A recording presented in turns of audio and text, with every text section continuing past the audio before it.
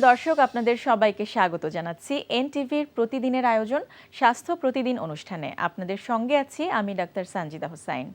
দর্শক, আজ আমরা যে বিষয়টি নিয়ে আলোচনা করব সেটি হচ্ছে আনওয়ান্টেড হেয়ার, বা যেটিকে আমরা বলি অবাঞ্ছিত চুল বা লোম। এই বিষয়টি নিয়ে আলোচনার জন্য আমাদের স্টুডিওতে আজ উপস্থিত আছেন একজন বিশেষজ্ঞ চিকিৎসক। চলুন আমরা পরিচিত হয়ে নেই আমাদের আজকের অতিথির সাথে। ডাক্তার তৌহিদা রহমান ইরিন 1978 সালের নভেম্বরে গাইবান্ধা জেলায় জন্মগ্রহণ করেন। তিনি 2003 সালে ময়মনসিংহ মেডিকেল কলেজ থেকে এমবিবিএস ডিগ্রি অর্জন করেন। এরপর তিনি চিকিৎসা বিজ্ঞানে উচ্চতর ডিডিভি ডিগ্রি থাইল্যান্ড থেকে লাভ করেন। বর্তমানে তিনি শিওরসেল মেডিকেল বিডি এর কনসালটেন্ট হিসেবে কর্মরত আছেন। আপনাকে স্বাগত জানাচ্ছি। আপনাকে অসংখ্য ধন্যবাদ। আনওয়ান্টেড হেয়ার, আমি শুরুতেই একটু জানতে চাইব আপনার কাছ থেকে, আনওয়ান্টেড হেয়ার বা অবাঞ্ছিত চুল বা লোম, এগুলো বলতে আমরা কি বুঝি? আনওয়ান্টেড হেয়ার মানে আমরা এই হেয়ারটা চাই না। এখন মেয়েদের কখন আনওয়ান্টেড হেয়ার হয়? মেয়েদের শরীরের হেয়ারটা অনেক ফাইন স্মুথ টেক্সচার হয়, এটাকে আমরা বলি পিচ বাস। কিন্তু এই হেয়ারটা যখন মেল প্যাটার্ন হয়, মানে টেক্সচারটা ডিফারেন্ট হয়ে যায়, কোর্স হয়, পিগমেন্টেড হয়, তখনই আমরা এটাকে আনওয়ান্টেড হেয়ার বলি। আচ্ছা, তার মানে এটার মেইন ভিকটিম মেয়েরাই? মেয়েরাই, যদি এটা হার্সুইটিজম হয়। আচ্ছা, যদি খুব বেশি পরিমাণে হয় তাহলে এর পেছনের কারণ কি বা কোনো ফ্যাক্টর কাজ করে কিনা, সেটি কি? যেহেতু মেল প্যাটার্ন হেয়ার, মেল যে হরমোনটা আছে ওটা বেড়ে যাবে। তো মেল হরমোন কালপ্রিট হচ্ছে টেস্টোস্টেরন। টেস্টোস্টেরনটা যদি খুব নর্মাল লেভেলের থেকে বেশি হয়ে যায়, তখন এই আনওয়ান্টেড হেয়ারটা দেখা যায়। আর আনওয়ান্টেড হেয়ারের প্রধান কারণ, আমরা বলি কি হেয়ার ডিস্ট্রিবিউশনটা হচ্ছে জেনেটিক মেকআপ, মানে আমার হেয়ারটা ডিস্ট্রিবিউশনটা কেমন হবে এটা হচ্ছে আমাদের জেনেটিক ভাবে নির্ধারিত হয়। তো প্রধান কারণ হচ্ছে জেনেটিক বা হেরিডিটারি। এরপরে আরো কিছু আছে, ডিজিজ আছে। মেয়েদের চাইল্ড বিয়ারিং এইজে যেটা হয়, আমাদের দেশে যেটা বেশি হচ্ছে পলিসিস্টিক ওভারিয়ান সিনড্রোম, পিসিওএস বলি। এরপরে আছে Cushing syndrome, congenital adrenal hyperplasia, কিছু মেডিকেশনের কারণে হয়, ড্যানাজল, স্টেরয়েড। আচ্ছা, কারো যদি অবাঞ্ছিত লোম থাকে, সে বুঝবে কিভাবে যে তার আসলে এই সমস্যাটি হয়েছে? তার কি কি লক্ষণ বা উপসর্গগুলো তাতে প্রকাশ পাবে?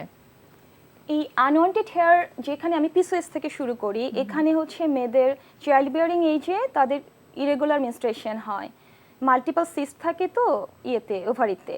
এর সাথে একনি হয়, পিম্পল হয়, চুল কমে যায়, চুল পড়া কমে যায়, মানে চুল পড়তে থাকে, চুল পড়তে থাকে, অ্যালোপেশিয়া। আচ্ছা, এই সবগুলো সিম্পটম যখন একসাথে দেখা যায় সেটাকেই আমরা পিসিওএস বলি। এরপরেও আনওয়ান্টেড হেয়ার হচ্ছে আমাদের যেখানে আমরা চাচ্ছি না সেসব জায়গায় হেয়ারগুলো গ্রো করছে, আর আমাদের যেখানে দরকার সেখানে চুল থাকছে না। সাথে সাথে আমাদের কিছু সিম্পটম আছে, এগুলোকে আমরা ভিরিলাইজেশন বলি। মেয়েদের ব্রেস্টের সাইজ মানে কমে যায়, ডিক্রিজ হয়ে যায়, আর জেনিটালিয়া ক্লাইটোরিস মানে সাইজ বড় হয়ে যায়। এগুলোকে, এই সাইনগুলো থাকলেই আমরা সেটাকে আনওয়ান্টেড হেয়ার বা হার্সুইটিজমের অ্যাডিশনাল সাইনগুলো বলে থাকেন। আচ্ছা, একটি বিষয় আমাদের দেশের প্রেক্ষিতে আমি একটু বলবো যে যেহেতু মেয়েদের এই জাতীয় সমস্যাগুলো আসলে দেখা যায় অনেক ক্ষেত্রেই তারা সেটি প্রকাশ করতে চান না, এবং সামাজিকভাবে হোক বা ধর্মীয় কারণে হোক, যে কোনো কারণেই তারা এটি প্রকাশ করতে লজ্জা বোধ করেন। তাতে করে আসলে কি কি ধরনের সমস্যা হতে পারে এবং তাদের প্রতি আপনার উপদেশ কি থাকবে? আমি একটা আমার ছোট্ট উদাহরণ দিয়ে বলছি, মানে এক্সাম্পল বলছি, আমার ওন এক্সপেরিয়েন্স। আমি আনওয়ান্টেড হেয়ার নিয়ে অনেক সেমিনার করেছি, ক্যাম্পেইন করেছি, বিউটি ক্যাম্পেইন করেছি। এর মধ্যে আমি টাঙ্গাইলের একটা উপজেলায় গিয়েছিলাম, মানে থানায় গিয়েছিলাম। সেখানে একজন মেয়ের সাথে আমার দেখা হয়েছিল, সে কাভার করেছিল, শুধু চোখটা তার বের হওয়া। আমি বলছি এখানে তো আমরা সবাই মেয়ে আছি, কেন সে এত শাই ফিল করছে? পরে সে বললো যে তার এরকম খুলে দেখলাম পুরো মানে বিয়ার্ডের মতো, ছেলেদের মতো তার হেয়ার। সে খুবই ডিপ্রেসড এবং আপসেট, কারণ তার বিয়ে হয়েছিল, বিয়ের আগে সে রেজার দিয়ে শেভ করেছিল। বিয়ের পরে যখন সে শ্বশুর বাসায় যায়, তার তো আনওয়ান্টেড হেয়ারগুলো অনেক ভিজিবল হয়ে যায়। এরপরে তাকে বের করে দেয়, মানে খুবই মানে স্যাড। তো এই যে জিনিসগুলো আমরা দেখছি, তো আমার প্রথম উপদেশ হবে যে যেহেতু চাইল্ড বিয়ারিং এই যে মেয়েদের হয়, মেয়েরা যখন পিউবার্টিতে থাকে, মাদেরকে সচেতন হতে হবে। মাদের যদি মানে হেরিডিটারি যদি থাকে, মা বাবার এই আনওয়ান্টেড হেয়ারটা বেশি থাকে মার, তখন দেখতে হবে তার মেয়েকে কাউন্সেলিং করতে হবে যে তার অবাঞ্ছিত লোমগুলো দেখা যাচ্ছে কিনা। সেজন্য এই ভুলটা না করে, মানে শেভ করে সেটাকে হাইড করার চেষ্টা না করে। আচ্ছা, সেটি কখন প্রকাশ পাবে? আপনি বলছিলেন পিউবার্টিতে, কোন এজের মধ্যে? 12-13 বছরের বয়স থেকে এটা শুরু হতে থাকে। 12-13 বছর বয়সে সে যদি সে বা তার মা যদি একটু খেয়াল করে, তাহলে দেখা যাবে যে তার এই জাতীয় সমস্যা। এরপরে আমরা তো কিছু টেস্টের মাধ্যমে জানতেই পারি, হরমোনাল টেস্টগুলো আছে, হরমোন লেভেলগুলো দেখতে পারি, আল্ট্রাসাউন্ড করতে পারি ওভারি, তাহলে সিস্টগুলো বোঝা যাবে। আচ্ছা। সিটি স্ক্যান বা এমআরআই করে অ্যাড্রেনাল গ্ল্যান্ডে কোনো টিউমার আছে কিনা, তাহলে কুশিং সিনড্রোম এক্সক্লুড করতে পারি। আমি Exclude শুরু করা যাবে। থেকেই তাহলে যদি কখন যাওয়া উচিত একজন বিশেষজ্ঞ চিকিৎসকের কাছে? যখনই আমরা আনওয়ান্টেড হেয়ারগুলো নোটিস করতে পারবো তখনই তখনই। আমরা চলে যাব, শুরুতেই এটা ট্রিটমেন্ট। আচ্ছা, শুরু করতে সেটা কি হবে। এরকম হয় যে যত তাড়াতাড়ি আসবে ততই ট্রিটমেন্টটা তার জন্য যত ভালো তাড়াতাড়ি হবে? আসবে আমরা এটা থেকে তত তাড়াতাড়ি। আচ্ছা, তাহলে আমরা চিকিৎসা পদ্ধতিতে চলে যাই। কি কি ধরনের ব্যবস্থা আপনারা নিয়ে থাকেন এই আনওয়ান্টেড হেয়ারগুলোকে সরানোর জন্য, বা তার এই যে মানে সামাজিকভাবে হেয় হওয়া, বা এই যে তার একটি কষ্টকর জীবন, তা থেকে মুক্তি পাওয়ার জন্য আসলে আপনারা কি ধরনের পদক্ষেপ নিয়ে থাকেন? প্রথমে আসছে সেলফ কেয়ার, নিজেকে ভালোবাসা, নিজের প্রতি যত্ন নেওয়া। আমাকে নোটিস করতে হবে যে আমার আনওয়ান্টেড হেয়ারগুলো হচ্ছে কিনা। একসময় কনভেনশনাল থেরাপিতে আমরা হেয়ার রিমুভাল ক্রিম ইউজ করতাম, আচ্ছা। এগুলো দিয়ে করতাম, কিন্তু এখন তো সায়েন্টিফিক মানে মডার্ন টেকনোলজি আছে, ইলেকট্রোলাইসিস নামে একটা থেরাপি আছে। সেই ইলেকট্রোলাইসিস থেরাপিতে আমরা নিডল পাস করি আনওয়ান্টেড হেয়ারের ফলিকলে, ডিস্ট্রাকশন করি। আচ্ছা। এরপরে আছে আর এগুলো না মাল্টিফ্যাসেটেড ট্রিটমেন্ট, শুধু আমি ইলেকট্রোলাইসিস বা হেয়ার লেজার থেরাপি আছে, মাল্টিপল সেশন দরকার হয়, কিন্তু এগুলো শুধু সিঙ্গেল ট্রিটমেন্ট প্রসিডিউরে হয় না, মাল্টিফ্যাসেটেড, সাথে আমাদের ওরাল মেডিকেশনও লাগবে। আচ্ছা, মানে একটা সেশনে হবে না, কয়েকবার আসতে হবে? সেশন তো কয়েকটা লাগবে। আমরা যদি হেয়ার লেজার রিমুভালও নেই, সাথে আমাদের ওরাল মেডিকেশনও লাগবে। আচ্ছা, কম্বিনেশন একটি থেরাপি। কম্বিনেশন মাল্টিফ্যাসেটেড থেরাপি, কারণ আমাদের যে হরমোনটা এই আনওয়ান্টেড হেয়ার সৃষ্টি করছে ওটাকে আমাকে ব্লক করতে হবে, এরপর হেয়ার ফলিকলকে ডিস্ট্রাকশন করতে হবে। তো দুভাবে কাজ করতে হবে। আরেক ধরনের সমস্যা কিন্তু রয়েছে যে যেই আনওয়ান্টেড হেয়ারগুলো রয়েছে বা যে হেয়ারগুলো রয়েছে সেটি খুব বড় আকারে থাকে, বা তার লেন্থটা ধীরে ধীরে অস্বাভাবিকভাবে বেড়ে যায়। সেটি আসলে কি ধরনের সমস্যা, বা এটা কাদের ছেলে বা হয়? মেয়ে সবারই হতে পারে, এটাকে আমরা হাইপারট্রাইকোসিস বলি। আচ্ছা। নর্মাল বয়স বা এইজ বা সেক্সের মানে হিসাবে দেখা যায় যে আমাদের হাতে পায়ের লোমগুলো অনেক বা ফেশিয়াল হেয়ারগুলো অনেক বড় হয়ে যাচ্ছে। এটা হাইপারট্রাইকোসিস। এই ডিজিজটা যাদের থাকে তাদেরকে আমরা অনেক সময় এইপ ম্যান বা ওয়্যারউলফও বলে থাকি। আচ্ছা, তাদের ক্ষেত্রেও কি চিকিৎসা পদ্ধতি আপনাদের একই রকম, নাকি তাদের জন্য ভিন্নতা রয়েছে? চিকিৎসা পদ্ধতি একই, আমরা হেয়ার লেজার রিমুভাল এবং সাথে আমরা হরমোনাল থেরাপি দিয়ে থাকি, কিন্তু এগুলোর কারণটা একটু ডিফারেন্ট। হাইপারট্রাইকোসিস এটা কনজেনিটাল হতে পারে এবং অ্যাকুয়ার্ডে হতে পারে। কনজেনিটাল যেটা সেটা দুরকম। আমাদের জন্মের সময় যে হেয়ারগুলো থাকে সেটাকে আমরা বলি ভেলাস হেয়ার। এই ভেলাস হেয়ারটা আস্তে আস্তে ল্যানুগা হেয়ার হয়ে যায় বডিতে আর ফেসে, আর চুলে ভ্রুতে হয়ে যায় টার্মিনাল হেয়ার। আচ্ছা। তো এই টার্মিনাল হেয়ারটা, ভেলাস হেয়ারটা যখন টার্মিনাল হেয়ারে কনভার্ট হতে থাকে পুরো শরীরে, সেটাকে আমরা বলি কনজেনিটাল টার্মিনাল অ্যাকুইজিটা। আচ্ছা, আপনি বলেছেন যে জন্মগত বা বংশগতভাবে এটি হয়ে থাকে।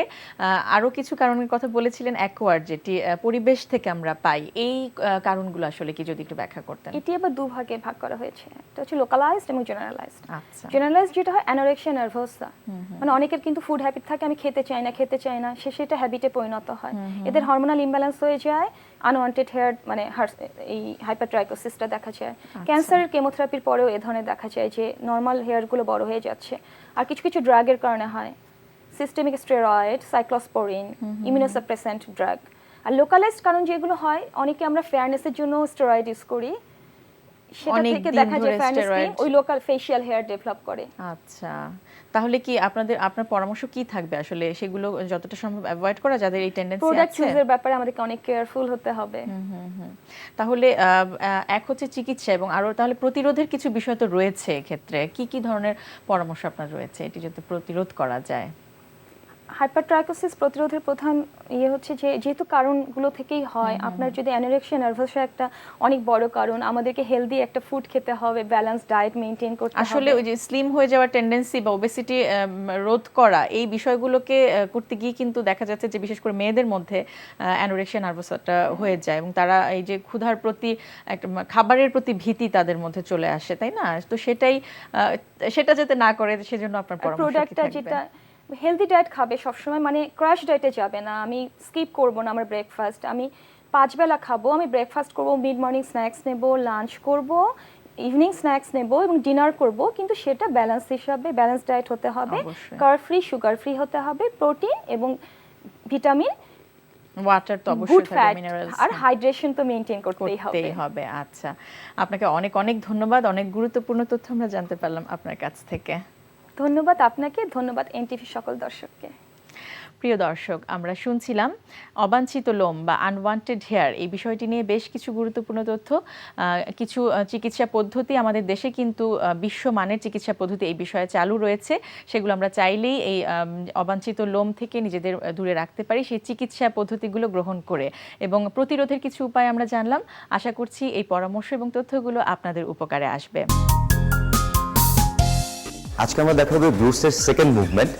এটা হচ্ছে আমরা গতদিন যে এক্সারসাইজটা দেখেছিলাম এটারই হচ্ছে মানে সেকেন্ড ভার্সন না বলবো না, এটাকে আমরা বলবো হচ্ছে একটা মানে কি বলবো আর কি, যে পরিপূরক।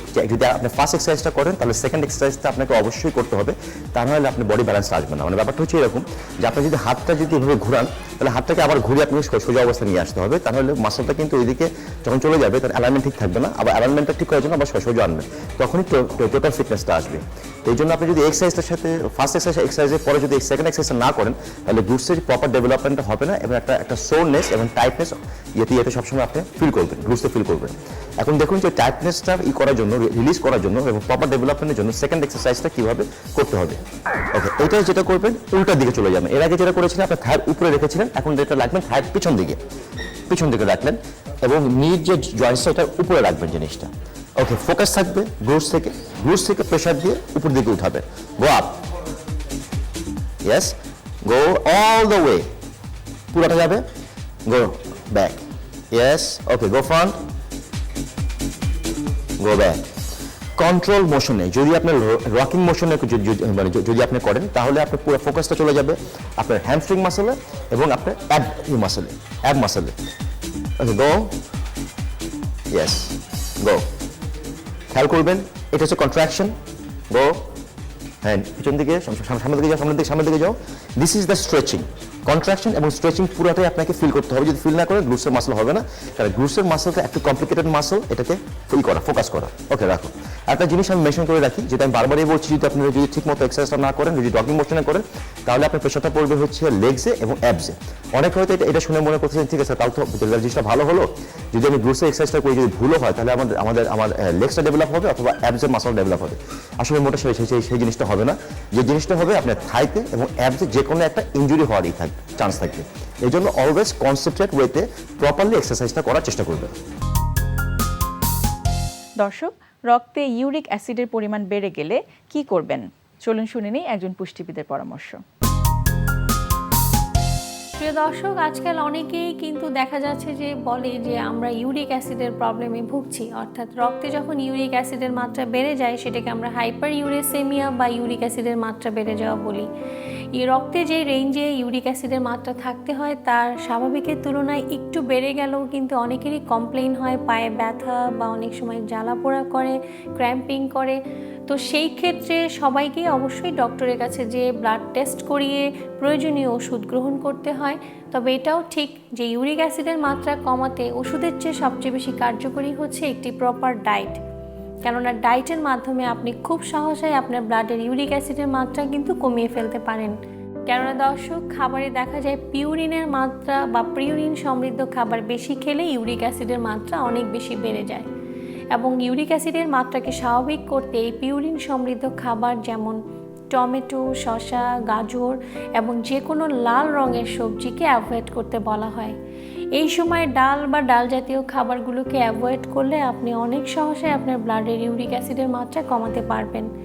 মাংসের ক্ষেত্রে বলা হয় যে পাখির মাংস যেমন কবুতর বা হাঁস এই জাতীয় মাংস এবং গরু খাসির মাংসকে এড়িয়ে চলা অবশ্যই উচিত।